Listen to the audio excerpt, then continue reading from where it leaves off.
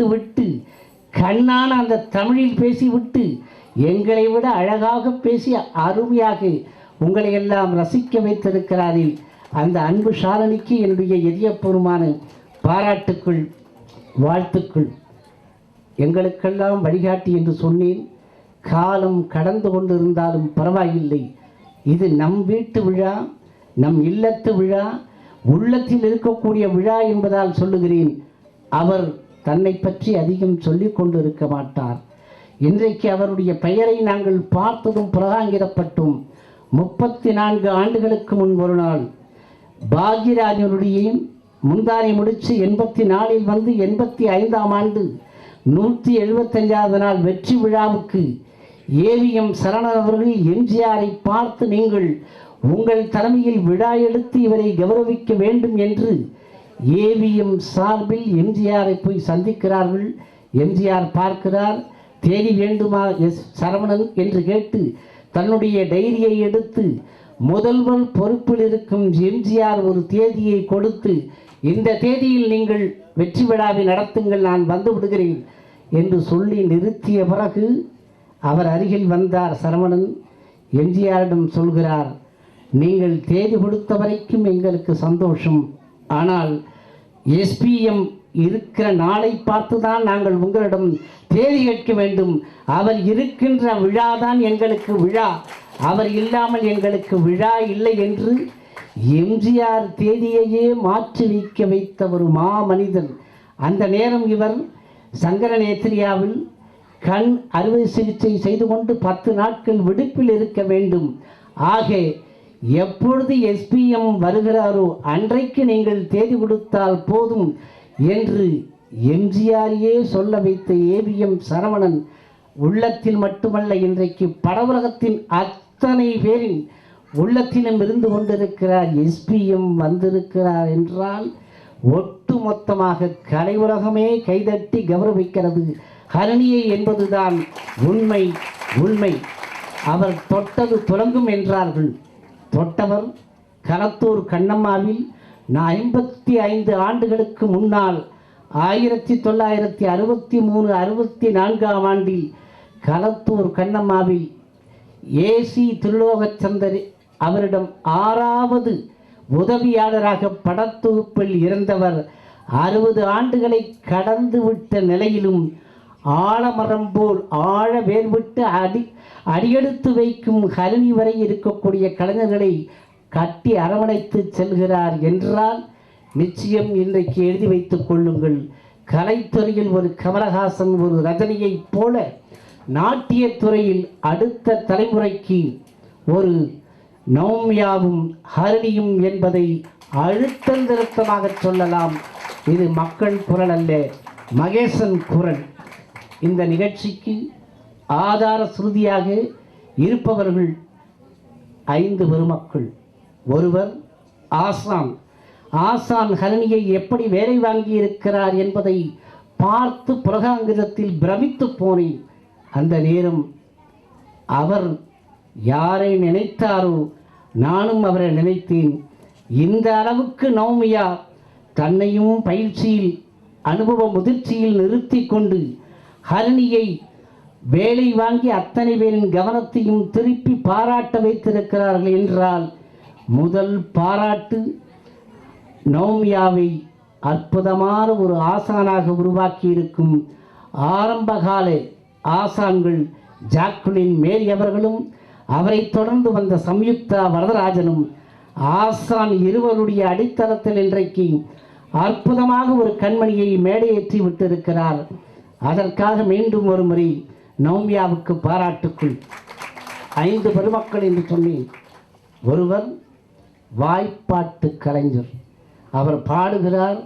பாடுகிற போது தன்னிலை மறந்து தாளம் போட்டு அவர் முகத்தையே பார்த்து கொண்டிருக்கிறேன் என்ற போது ஒவ்வொரு பாட்டிற்கும் அவர் மயிராபுரி அந்த அலாரிப்பில் அடியெடுத்து வைத்துவிட்டு முருகனுடைய வரலாற்றை சொல்லக்கூடிய பாடலை முடித்து பிறகு அபிராமி பட்டர் சிவன் பார்வதி இணைந்து நடனம், அதற்கு பிறகு மீனாட்சி தாயார் அந்த பாடலை முடித்துவிட்டு ஆனந்த பைரவி என்று அடியெடுக்கும் போது அதுவரைக்கும் தன்னிலை மறந்து இருந்து கொண்டிருந்த கலை ஆர்வலர்கள் கூட்டம் அவருடைய ஆனந்த பைரவி மலைமகள் கலைமகள் அலைமகள் என்று அக்ஷர சுத்தமாக உச்சத்தாளியில் குரல் கொடுத்து பார்க்கிற போது அங்கே பத்மாவின் குரல் இன்னும் நம் காதுகளில் ஒலித்துக் கொண்டிருக்கிறது.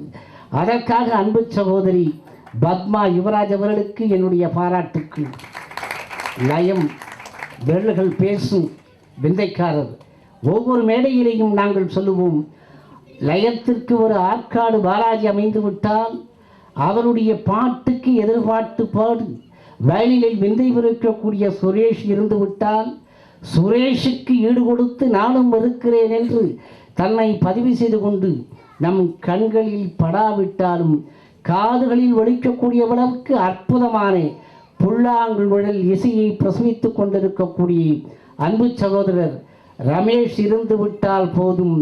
ரமேஷ், ஆற்காடு பாலாஜி, சுரேஷ், இதற்கு முத்தாய்ப்பாக பத்மா, அதோடு ஆசான், இவர்கள் 5 பேரும் கூட்டணியாக தங்களை சேர்த்து கொண்டு விட்டால் வெற்றி நிச்சயம் என்பதை ஒவ்வொரு மேடையிலையும் சொல்வதைப் போல இன்றைக்கும் வெற்றிக்கனியை பறித்திருக்கிறார்கள். ஆரம்பத்தில் சொன்னேன், கவிஞர் வைரமுத்து மாதிரி இருக்கிறார் என்று. வைரமுத்து காலத்தில் ஒரு சமகாலத்து கலைஞன் வாலி அவர்கள். வாலி எந்த ஒரு மேடையில் பேசுகிற போதும் அவருக்கு பிடித்தமான வரிகளை சொல்லாமல் இருக்க மாட்டார். எந்த ஒரு வெற்றிக்கும் வேர் வைக்கும் என்று. இன்றைக்கு கிட்டத்தட்ட 28 நிமிடங்கள் ஆடின ஹரிணி அவர்கள் வேர்த்து விறுவிறுக்க ஆடினார். அவர் மட்டுமல்ல, வேர்த்து விறுவிறுக்க பார்த்து கொண்டிருந்த நாமும் அவர் காலில் கட்டிய சலங்கை அரங்கேற்றமா என்று பார்த்தோம். ஆனால் அற்புதமாக அவர் ஆடியிருப்பதற்கு முன்னால் விவரக்குறிப்பை படித்தேன். சிங்கப்பூரில் பிரதமர் முன்னிலையிலும் அமைச்சர்கள் முன்னிலையிலும் கலை ஆர்வலர்கள் முன்னிலையிலும் ஆடிய ஹரிணி அவர்கள் தன்னுடைய பெயரை உலக சாதனையாளருக்கான நடன நாட்டியத்திலும் பங்கேற்க வைத்த பெருமையை பெற்றிருக்கிறார்கள் என்றால் அவரின் இன்றைக்கு இந்த மேடையில் சிந்தியிருக்கும் வேர்வை வெற்றிக்கு வேர் வைத்திருக்கிறது. அழைப்பதில் அருமையான ஒரு வாசகத்தை பதிவு செய்திருந்தார் நௌமியா அவர்கள். She has not taken this divine art as a profession but taken only for the society என்று அற்புதமான வரிகள். அவர் இதை ஒரு வாழ்க்கை தொழிலாக எடுத்துக்கொள்ளவில்லை. இந்த சமூகத்திற்கு தன்னாலான அற்புதமான சேவையை செய்ய வேண்டும், மன அழுத்தத்தை குறைக்க வேண்டும், கலையை வளர்க்க செய்ய வேண்டும், பாரதத்தின் பண்பாட்டையும் கலை கலாச்சாரத்தையும் ஓங்கி ஒழிக்க செய்ய வேண்டும் என்று சங்கல்பத்தோடு மேடை ஏற இருக்கிறேன் என்று அவர் அழகாக அதை பதிவு செய்திருக்கிறார். இந்த அழைப்புதலை தயாரித்தவர்களும் சரி, அற்புதமாக ஒரு அங்குல இடத்தை கூட வீணடிக்காமல் முன் பக்கத்தில் இருந்து கடைசி பக்கம் இவர் புஷ்பாஞ்சலியை தொடங்கி கடைசி தில்லானா வரைக்கும் ஸ்டாம்ப் அளவில் 9 நவரசங்களையும் காட்டக்கூடிய விதத்தில் அற்புதமான புகைப்படத்தோடு இவர் வெளியிட்டிருக்கிறார் என்றால் அழைப்புதழை தயாரித்த அந்த அன்பருக்கும் அற்புதமாக ஒளி அமைத்து கொடுத்து நம்முடைய காதுகளில் பேரிரைச்சல் ஏற்படாமல் அழகான ஒளிபெருக்கியை தந்த அன்பு சகோதரர் இந்த அரங்கத்தினுடைய நிர்வாகியாக இருக்கக்கூடிய கிருஷ்ணன் அவர்களுக்கும், அழகாக இருக்கக்கூடிய ஹரிணிக்கு அழகுக்கு அழகு சேர்த்திருக்கும் சண்முகத்தாய் அவர்களுக்கும் இந்த மேடையில் நிச்சயம் பாராட்டியாக வேண்டும். இன்றைக்கு நீங்கள் எழுதி வைத்துக் கொள்ளுங்கள், சிங்கப்பூரிலிருந்து அங்கு பரதம் பயின்று பட்டண பிரவேசம் செய்து அரங்கேற்றம் கண்டிருக்கும் இந்த வாணி மகாலில் இன்றைக்கு 2018, இன்னும் 6 ஆண்டுகளில் 2024, 25 என்று வருகிற காலகட்டத்தில் ஹரிணியும் நவ்யாவும் தன்னுடைய கூட்டணியரோடு டிசம்பர் இசை விழாவில் திரும்பிய பக்கமெல்லாம் இவர்களுடைய பாட்டும் பரதமும் ஒலிக்கும் என்று நான் சொல்லுகிறேன் என்றால், மீண்டும் சொல்கிறேன், இது மக்கள் குரல் அல்ல, மகேசன் குரல் என்று வாழ்த்துக்களை சொல்லி விடைபெறுகிறேன். நன்றி, வணக்கம், வாழ்க வளமுடன். மிக நீண்ட வாழ்த்துரையை வழங்கிய ஐயா அவர்களுக்கு நன்றி. அடுத்த வாழ்த்துரை வழங்க வருபவர் திருமிகு துளசி பன்னீர்செல்வம் அவர்கள், மகிழா கலாஷேத்ராவின் நிறுவனர் ஆவார்.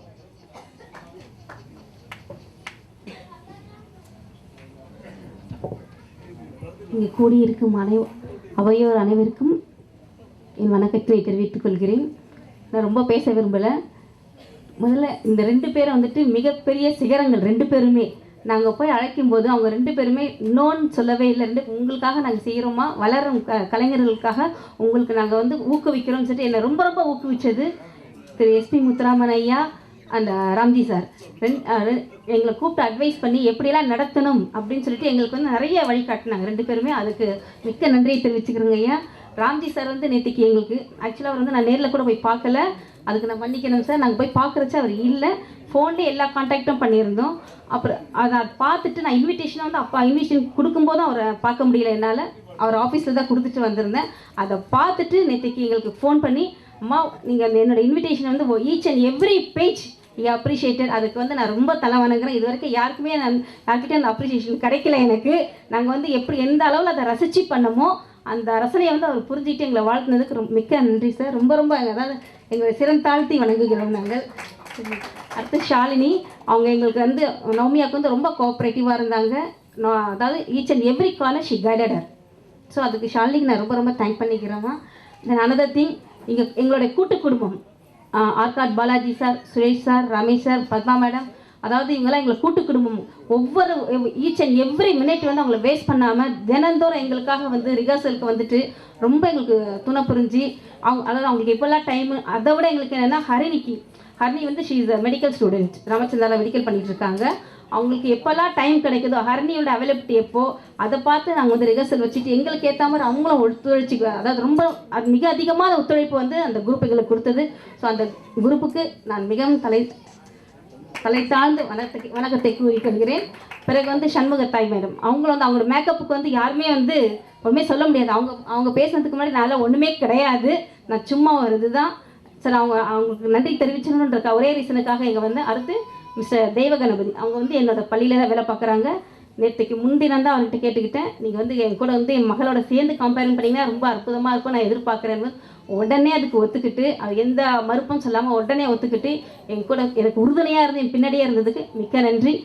அதே மாதிரி ஹரிணியோட பேரண்ட்ஸ் சும்மா சொல்லக்கூடாதுங்க, அவங்கள மாதிரி ஒரு பேரண்ட்ஸ் கிடைக்கிறதுக்கு எல்லா குழந்தைங்களுக்கும் அந்த மாதிரி ஒரு பேரண்ட்ஸ் கிடைக்க ரொம்ப கொடுத்து வச்சுருக்கணும். மிஸ்டர் ரேவதியும் மிஸ்டர் குழந்தைவேலும் வந்து ரொம்ப கோஆப்ரேட்டிவ். அந்த குழந்தைய என்கரேஜ் பண்ணிவிட்டு அந்த குழந்தைக்கு வந்து கொஞ்சம் நேரம் ஆடினாலுமே கால் வந்து கொஞ்சம் வீங்கிடும். அவள் ரொம்ப கஷ்டப்பட்டு, ஆனால் அவள் ஆடும்போது எனக்கு உண்மையிலே என் கண்ணில் தண்ணீர் நின்றுருக்கு. அவளை வந்து அவங்க அம்மாட்டேன்னு சொன்னா, அம்மா அவள் வந்து நமக்கு தங்கத்தாமரை, உண்மையிலே அவள் எங்களுக்கு வந்து தங்கத்தாமரை, அதை வந்து ரொம்ப நீங்கள் வந்து பத்திரமா பார்த்துக்கணும். ஏன்னா வந்து கொஞ்ச நேரம் ஆடினாலுமே அந்த குழந்தைக்கு வந்து கால் வீங்கிடும். இருந்தாலும் அவளுடைய பேஷனை விட்டு கொடுக்கக்கூடாது. அவ்வளோ கோஆப்ரேட் பண்ணால் அவங்க பேரண்ட்ஸும் அவளுக்கு உறுதுணையாக இருந்துக்கிட்டு பின்னாடி அவளுக்கு ட்ரீட்மெண்ட் கொடுத்துக்கிட்டு, அதாவது காலுக்கு வந்து என்னென்ன மெடிசன்ஸ் போட்டுக்கிட்டு ஆடுவா, கொஞ்சம் நேரம் டயர்டாயிடுவா. அவள் இவ்வளோ நேரம் ஆடுவாலாம் எங்களுக்கு ஒவ்வொரு நிமிஷமும் எங்களுக்கு பயமாகவே இருந்தது. ஏன்னா அவளுக்கு கால் வந்து அவ்வளோ நேற்றுக்கெல்லாம் ரொம்ப முடியாமல் இருந்தா அந்த குழந்தை. அதுக்கு எங்கள் கடவுளுக்கு தான் நான் ரொம்ப நன்றி சொல்கிறேன்.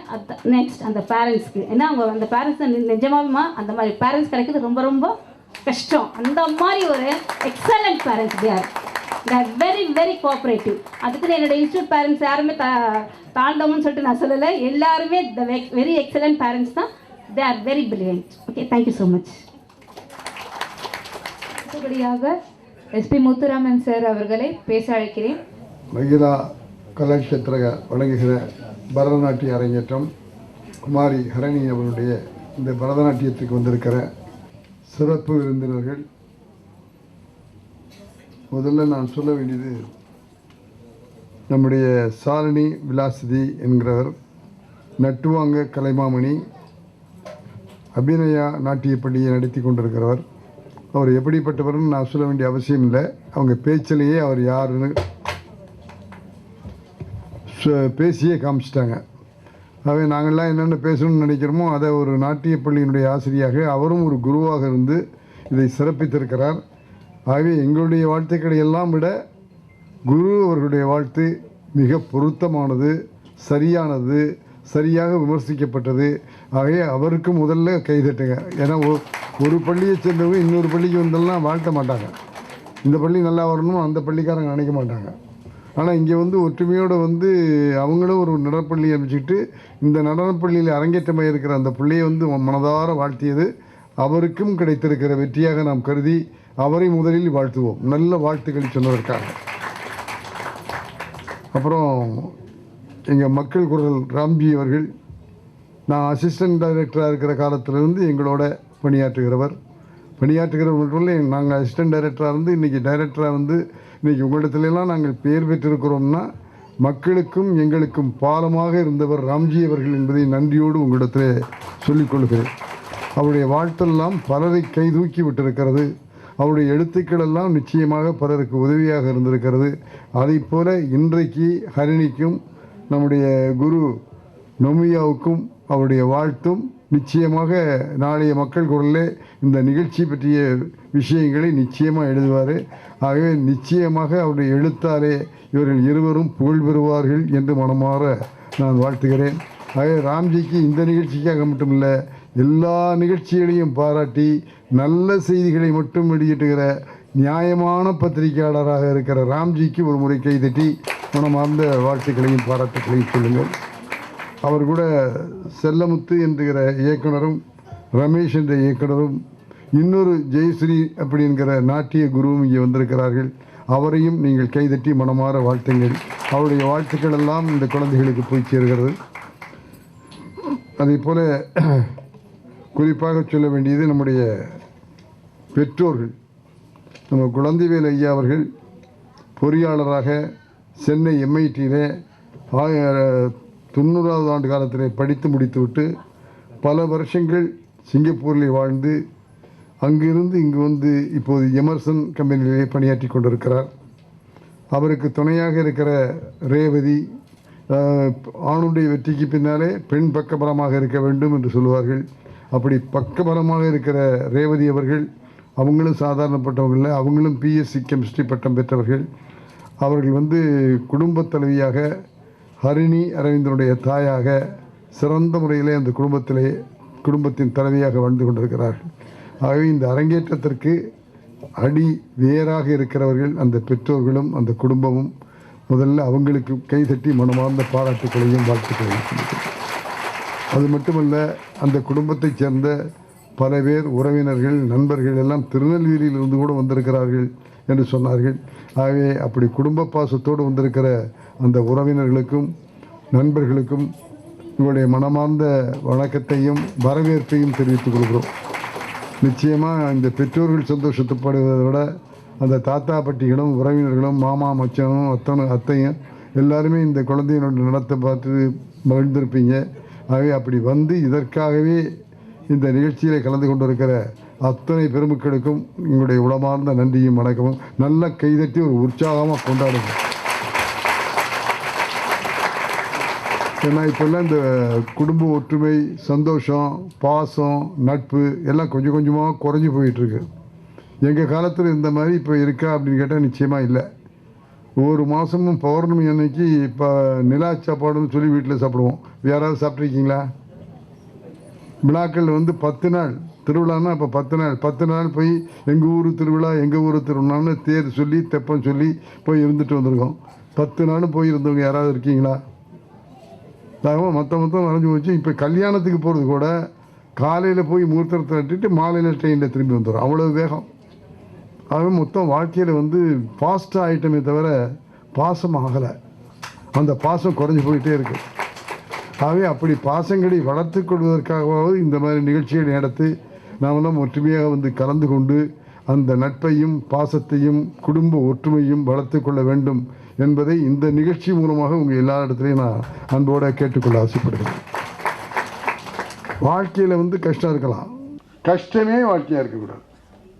தயவு செஞ்சு அதை புரிஞ்சுங்க. எப்போ பாரு கஷ்டம் கஷ்டம், அங்கே கடன் கொடுக்கணும், இங்கே கொடுக்கணும், பள்ளிக்கூடத்துக்கு பணம் கட்டணும், வீட்டுக்கு வாடகை கட்டணும், எப்போ பாரு அழுதுகிட்டே இருந்தால் எப்போயா சந்தோஷமாக இருக்க போகிறோம்? ஒரு உண்மை யோசிச்சு பாருங்க. வாழ்க்கையில் சந்தோஷப்படுத்திங்க. நம்ம இப்போ இல்லை, 2000 வருஷத்துக்கு முன்னால் பூங்குன்றன்னு ஒரு கவிஞன் சொல்லிட்டுட்டான், தீதும் நன்றும் பிறர் தர வரா, தீதும் சரி நல்லதும் சரி நம்ம தான் தேடிக்கிறோம். உண்மையாக சொல்லிட்டோம், எங்கே இருந்து தேடுறது ஆரம்பம் தப்பு நடக்குதுன்னு. நாட்டியவாதம் இருந்தால் கூட சொல்லலாம். ஏன்னா குடும்ப மக்கள் நிறைய வந்திருக்கீங்க. நாட்டியத்தை பற்றி அப்புறம் சொல்லுங்கள், ஏன்னா எல்லாம் சொல்லிட்டாங்க. நான் சொல்ல வேண்டியதெல்லாம் 2 பேரும் சொல்லிட்டாங்க, மொத்தத்தையும் முடிச்சிட்டாங்க எல்லாம். வேறு ஒன்றுமே இல்லைங்க. நம்ம வரவுக்கேற்ற செலவு செய்கிறதுன்னு அந்த குடும்பத்தில் அந்த வரவு செலவு கணக்கை சரியாக வச்சுருந்தீங்கன்னா வாழ்க்கை நல்லாயிருக்கும். எப்போ பாரு கடன் வாங்கி குடும்பம் நடத்தணும், கடன் வாங்கி குடும்பம் நடத்தணும், அப்புறம் எப்படி குடும்பம் நல்லாயிருக்கும்? வரவுக்கு என்ன இருக்கோ அந்த வரவுக்கு ஏற்றபடி செலவு பண்ணி பாருங்கள். நம்முடைய கவிஞர் சொன்னார், அப்போ ஒரு படத்தில், பாமா விஜயங்கிற படத்தில், வரவு 8 செலவு 10 மீத 2 அப்புறம் துந்தனான்னு பாட்டு பாடினார். அந்த கவிஞருடைய பாட்டையே கொஞ்சம் மாற்றி சொல்லட்டுமா? வரவு 10 செலவு 8 சேமிப்பு 2 இப்படி வாழ்ந்து பாருங்க. கைதட்ட மாட்டீங்களா? ஏன் கைதட்டணும்னு சொல்லணும்னா, எப்போ ஒரு தீர்மானம் போட்டால் இந்த தீர்மானத்தை நிறைவேற்றுதுன்னா கைது